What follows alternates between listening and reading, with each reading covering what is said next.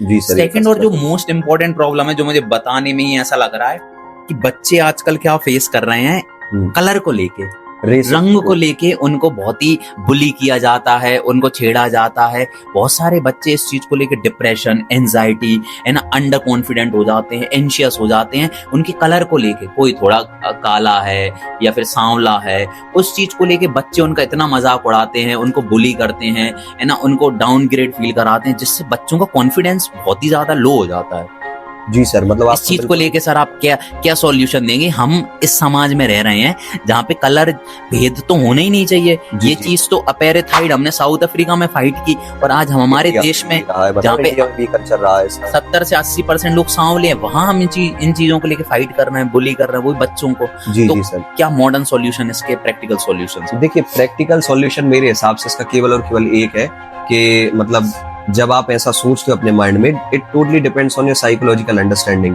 आप अगर ऐसा सोचते हो कि मतलब मैं अगर काला व्यक्ति हूँ और मतलब मैं काला व्यक्ति हूँ और मुझे 4 लोग जज करेंगे, तो आप कभी उस फियर से बाहर नहीं आ पाएंगे। आपका साइकोलॉजिकल फियर है। और आप जिस दिन सोच लोगे कि मैं काला व्यक्ति, मतलब भले ही मैं काला व्यक्ति हूँ और मैं उस चीज से मुझे बिल्कुल इफेक्ट ही नहीं करती है, तो फिर आप उस चीज से बाहर आ जाओगे। जैसे हिस्ट्री उठा के देख लो, पॉलिटी उठा के देख लो, कलर डजंट मैटर। आप क्या करते हो, आप में कितनी स्किल हैं, कितने गुण हैं, क्या काम कर रहे हो, कैसे काम कर रहे हो, करती है आपकी रंग, कलर, आपका फेस, आपके फीचर्स कुछ समय के लिए आपको अट्रैक्टिव बना सकते हैं। आपका काम, आपका व्यवहार, आपका टैलेंट, वो इमॉर्टल है।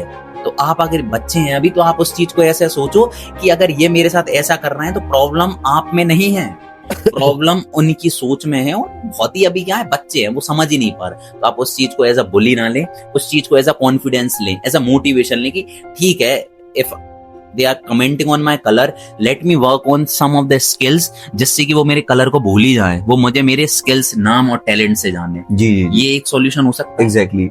और आप तो सोचिए मत, कलर के बारे में आपको सोचना ही नहीं। मतलब जैसे मान लीजिए कि मैं कैसा लग रहा हूँ या मैं कैसी लग रही हूँ, मतलब उससे आपको कोई इफेक्ट ही नहीं पड़ना चाहिए। मतलब आपके आउटलुक से आपको कोई इम्पैक्ट नहीं पड़ना चाहिए आपकी पर्सनैलिटी के ऊपर, क्योंकि आपका जो भी नेगेटिव पॉइंट्स है वो ऑटोमेटिकली पॉजिटिव में कन्वर्ट हो जाएगा जिस दिन आप बेफिक्र हो जाओगे, आपको फिक्र नहीं होगी किसी चीज की। कितने सारे फिलोसोफर्स आए, उनके बारे में पढ़ो, किसी को उनको कोई फर्क नहीं पड़ा जमाना उनके बारे में क्या कहता था, काला, मोटा, पतला, बोना। Let them speak, let them speak whatever they want to. सुनते चलो, इसको एज अ मोटिवेशन काम करो, थोड़ा सा इन चीजों को मैच्योरली डील करो। समझ रहा हूँ अभी आप बच्चे हो, छोटे हो, आपको ये चीजें हर्ट करती हैं, बट थोड़ा सा ग्रो करो, समझो इन चीजों को, कुछ नहीं है ये।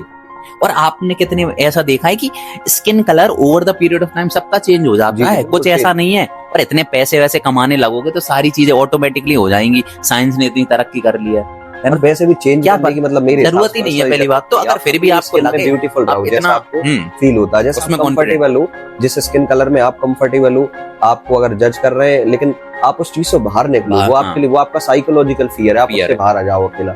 You should be proud of your skin. Yes. You should be proud of how you are, what you are, not what they want you to be. वो क्या चाहते हैं उससे फर्क नहीं पड़ता, आप क्या चाहते हो, आप कैसे हो, उसमें be the best version of yourself, है ना? That is the most important thing.